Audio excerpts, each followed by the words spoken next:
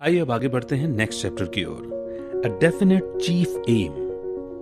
हर इंसान के पास लाइफ में एक गोल होना चाहिए। इसके दो कारण हैं। सबसे पहला, जब आप एक डेफिनेट गोल सेट करते हैं तो आप उस गोल के अनुसार काम करने के लिए खुद को प्रोग्राम करने लगते हैं। ये साइकोलॉजिकल रूप से साबित हो चुका है कि जब हम अपने थॉट्स को किसी एक चीज पर फोकस करते हैं तो हम ऑटोमेटिकली उस गोल के हिसाब से परफॉर्म करने लगते हैं।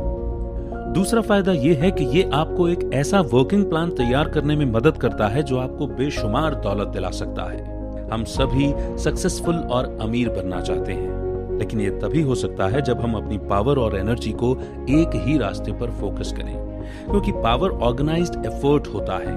एक डेफिनेट गोल होने से यह आपकी लाइफ में उन लोगों को अट्रैक्ट करने लगता है जिनका माइंडसेट बिल्कुल आप जैसा होता है। जब आप ऐसे लोगों के साथ अपनी एनर्जी को जोड़ते हैं तो आप एक ऐसा पावरफुल मास्टरमाइंड बना सकते हैं जो आपको एक्स्ट्रा ऑर्डिनरी सक्सेस की गारंटी देगा। आइए अब एक ऐसे आदमी से सीख लेते हैं जिसके 7 बेटे थे। एक बूढ़ा आदमी था जिसके 7 बेटे थे। उसके बेटे हमेशा आपस में लड़ते रहते थे। ना वो कभी साथ काम करते थे और ना किसी एक बात पर सहमत होते। इसलिए एक दिन उस बूढ़े ने उन सबको सबक सिखाने की ठान ली। उसने सबको अपने कमरे में बुलाया, फिर 7 पतली पतली लकड़ियां ली और उन्हें जोड़कर एक मजबूत बंडल बना दिया। अब उसने अपने बेटों को बंडल तोड़ने के लिए कहा। उसके हर बेटे ने कोशिश की, लेकिन कोई भी उस बंडल को तोड़ नहीं पाया। अब वो बुजुर्ग व्यक्ति मुस्कुराने लगा। उसने उस बंडल पर बंधी रस्सी को खोला तो लकड़ियां अलग अलग हो गईं। अब उसने हर बेटे को एक लकड़ी दी और उसे तोड़ने के लिए कहा। इस दफा उन सब ने बड़ी आसानी से लकड़ी को तोड़ दिया। तब उसने अपने बेटों को समझाया कि जो सबक इन लकड़ियों ने सिखाया है वो बहुत अनमोल और कीमती है। जब लकड़ियां साथ बंधी होती हैं तो वो मजबूत होती हैं और उन्हें आसानी से तोड़ा नहीं जा सकता है, लेकिन बंडल खुलने पर जब वो अलग अलग हो जाती हैं तो वो कमजोर होती हैं और कोई भी उन्हें आसानी से तोड़ सकता है। फिर उसने कहा कि अगर वो सब साथ मिलकर काम करेंगे तो कोई उन्हें नुकसान नहीं पहुंचा पाएगा। उनके सक्सेस के रास्ते में कोई बाधा नहीं डाल पाएगा। लेकिन अगर वो ऐसे ही झगड़ते रहे, अपना जीवन यूं ही अलग अलग जीते रहे, तो वो हमेशा ही कमजोर बने रहेंगे और लोग आसानी से उनका फायदा उठाते रहेंगे। सक्सेस के लिए ऑर्गेनाइज्ड एफर्ट एक बहुत ही पावरफुल हथियार है। अपने आसपास के लोगों को कभी कम ना समझें। लाइफ को मीनिंगफुल बनाने के लिए आपके पास एक मकसद होना चाहिए। फिर उस पर फोकस करें और ऐसे लोगों को ढूंढें जो उसे हासिल करने में आपके साथ कदम से कदम मिलाकर चल सकें। आइए अब आगे बढ़ते हैं और सेल्फ कॉन्फिडेंस इस चैप्टर को समझते हैं। क्या आप जानते हैं कि आपके और आपके सक्सेस पाने की इच्छा के बीच में कौन खड़ा है? वो है आपका डर। डर हमारी कमियों का सबसे बड़ा कारण है। हम न जाने कितनी चीजों से डरते हैं, गरीबी से, क्रिटिसिज्म से, बूढ़े होने से, बीमार होने से, यहां तक कि ये जानते हुए भी कि जो पैदा होता है उसे एक न एक दिन तो मरना ही है। हम फिर भी मरने से डरते हैं। हम इस डर की मानसिकता के साथ ही बड़े हुए हैं और ये हमारे सबकॉन्शियस माइंड में बैठ गया है। इसीलिए हमारे डर पर काबू पाने के लिए हमें कॉन्फिडेंट होने की और ऑटो सजेशन को इस्तेमाल करने की जरूरत है। खुद पर कॉन्फिडेंस रखें और हमेशा पॉजिटिव सोच बनाए रखें और ऑटो सजेशन के लॉ को अपना चमत्कार करने दें। जब आप किसी गोल पर अपना पूरा ध्यान फोकस करते हैं तो आप अपनी लाइफ में वो सब कुछ अट्रैक्ट करने लगते हैं जो आपके रास्ते को आसान करता चला जाता है।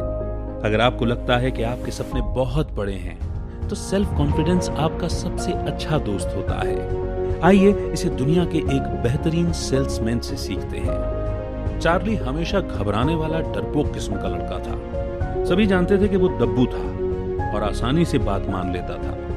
चार्ली का मानना था कि शांति और सुकून से जीने के लिए आपको चुपचाप और पीछे छुप कर जीना चाहिए ताकि किसी का आप पर ध्यान ही न जाए। एक दिन चार्ली ने सेल्फ कॉन्फिडेंस पर एक लेक्चर सुना। उस लेक्चर में कहे गए शब्दों ने उस पर ऐसा असर किया कि उसने तुरंत खुद को बदलने का फैसला किया। अगले दिन चार्ली अपने बॉस के पास गया और उसने न्यूज़पेपर की कंपनी में उसकी पोजीशन को बदलने के लिए कहा। उसने कहा कि वो एडवर्टाइजिंग डिपार्टमेंट में काम करना चाहता था। मैनेजर ने उसकी बात मान ली और चार्ली ने उस दिन से अपना नया काम करना शुरू कर दिया। अब हर कोई इस बात पर बेट लगा रहा था कि चार्ली तो फेल हो जाएगा, लेकिन चार्ली ने ठान ली थी कि वो सक्सेसफुल होकर लोगों की बात का जवाब देगा। वो अपने ऑफिस में गया और उसने उन लोगों की लिस्ट बनाई जिन्हें वो अपना प्रोडक्ट बेचना चाहता था। लेकिन ये कोई ऐसी वैसी लिस्ट नहीं थी, ये बहुत अलग लिस्ट थी। चार्ली ने उन लोगों का नाम नहीं चुना था जिन्हें प्रोडक्ट बेचना आसान था, बल्कि उसने ऐसे नाम चुने थे जिनसे दूसरे सेल्समैन डील करने से कतराते थे। चार्ली इस बार कॉन्फिडेंट तो था, लेकिन नेचर से अब भी शर्मीला था। इस कमी से उभरने के लिए उसने पार्क जाने का फैसला किया। वो अपने साथ वो लिस्ट भी लेकर गया और उन लोगों के नाम को बार बार दोहराने लगा। वो खुद से कहता रहा कि इस महीने के अंत तक इस लिस्ट के सारे लोग पक्का उससे प्रोडक्ट खरीद लेंगे। अपनी नई पोस्ट के पहले हफ्ते के दौरान चार्ली उस लिस्ट में शामिल 3 लोगों को प्रोडक्ट बेचने में कामयाब रहा। इस चीज को उसने अपने पेपर में एडवर्टाइज भी किया।